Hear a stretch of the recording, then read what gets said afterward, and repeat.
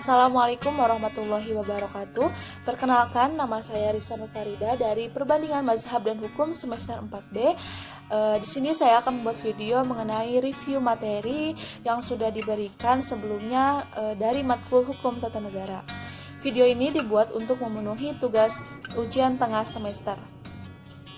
Karena pertemuan pertama tidak adanya materi, saya akan langsung saja ke materi pertama pertemuan kedua.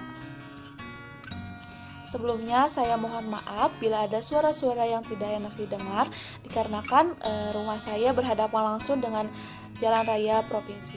Baik, selanjutnya pertemuan kedua materi pertama mengenai hakikat ilmu. Hakikat ilmu berkembang di Yunani pada 600-200 sebelum Masehi. Awal mulanya banyak yang mengemukakan pemikiran yang sangat kritis dan akan berkembang menjadi logos atau ilmu apabila mitos yang berkembang tidak bisa dijawab pertanyaannya. Kemudian ada definisi pengetahuan dan ilmu. Pengetahuan merupakan apa yang kita ketahui melalui panca indera dan ilmu merupakan pengetahuan yang sistematis. Selanjutnya ada hukum tata negara. Menurut istilah, hukum tata negara adalah hukum konstitusi atau sekumpulan peraturan hukum yang mengatur organisasi negara. Adapun sumber hukum dari hukum tata negara, yaitu hukum internasional yang diratifikasi menjadi hukum nasional, hukum tertulis dan hukum tidak tertulis, jurisprudensi peradilan, kebiasaan ketatanegaraan, doktrin dan ilmu hukum. Baik, selanjutnya pertemuan ketiga materi kedua mengenai asas hukum tata negara. Asas hukum negara juga bisa dikatakan sebagai prinsip, karakter atau ciri khas dengan negara itunya sendiri sebagai objeknya. Kemudian ada asas negara kesatuan, adanya desentralisasi atau otonom daerah di mana pemberian sebagian kekuasaan pusat ke daerah.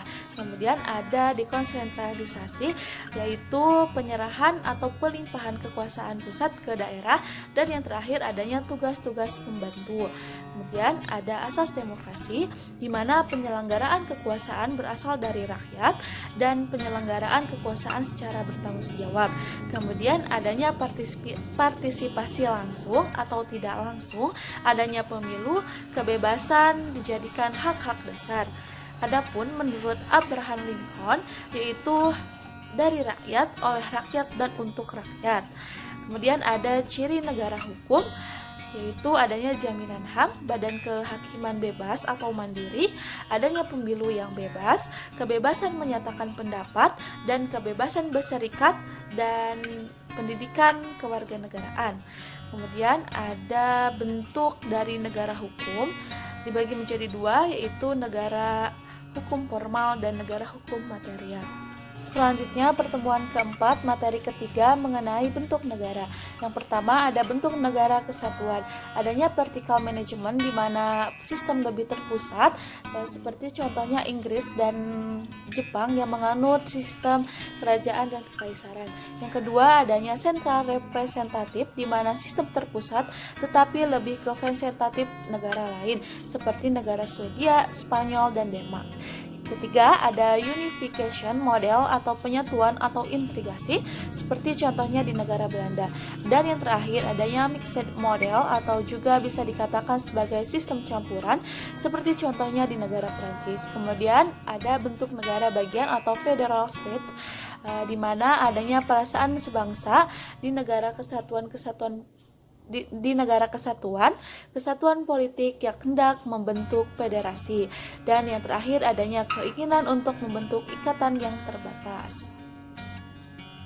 Baik, selanjutnya pertemuan kelima materi keempat mengenai bentuk dan sistem pemerintahan. Bentuk dan sistem pemerintahan ada 4, yaitu bentuk pemerintahan autokrasi. Bentuk ini dianggap ideal dan mempunyai kekuasaan tunggal.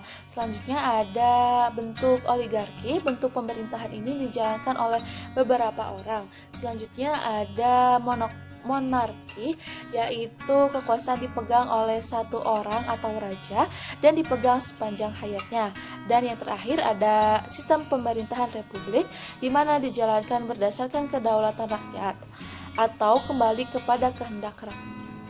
Adapun sistem pemerintahan menurut Mahfud MD, pertama ada presidensial, di mana kepala negara menjadi kepala pemerintahan atau eksekutif. Pemerintahan tidak bertanggung jawab kepada parlemen atau DPR. Parlemen dan pemerintahan adalah sejajar.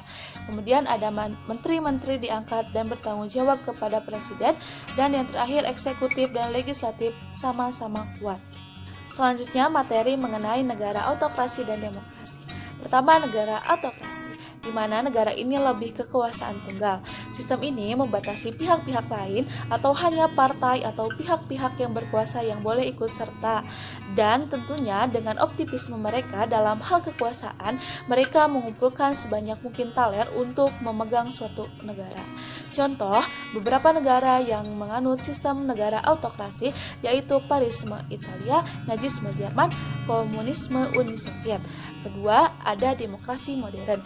Sistem ini tentunya berkebalikan dari sistem negara autokrasi, seperti sistem ini memberikan kekuasaan terhadap masyarakat negara itu sendiri untuk berpartisipasi untuk berbangsa dan bernegara. Contoh negara yang menganut sistem pemerintahan bentuk demokrasi modern ini yaitu Indonesia. Selanjutnya, materi terakhir mengenai pembagian kekuasaan dan lembaga negara. Pelaksanaan pembatasan kekuasaan menurut Mauricio de Verger, maka pembatasan ini diperlukan. Dengan adanya pembatasan kekuasaan ini tentunya akan meminimalisir hal-hal yang tidak terjadi akan terjadi. Cara yang bisa digunakan yaitu pertama dengan cara langsung seperti pemilihan para penguasa, harus adanya batasan apa saja untuk melakukan tugas. Kemudian pembagian kekuasaan atau kekuasaan didistribusikan secara merata agar tidak terjadi super parel. Kemudian ada kontrol yurisdiksional atau penguasaan lebih kuat. Langkah kedua yaitu memperkuat kekuasaan pihak yang diperintah, di mana suatu keadaan yang tidak bisa dikendalikan maka terjadinya pemberontakan dan salah satu jalan diselesaikannya harus dengan revolusi. Dan langkah terakhir, pengendalian kelaliman pihak penguasa dari masyarakat bisa dilakukan dengan secara eksternal maupun internal. Mungkin itu saja yang bisa saya sampaikan. Mohon maaf bila ada kesalahan. Wabillahi taufiq wal hidayah. Wassalamualaikum warahmatullahi wabarakatuh.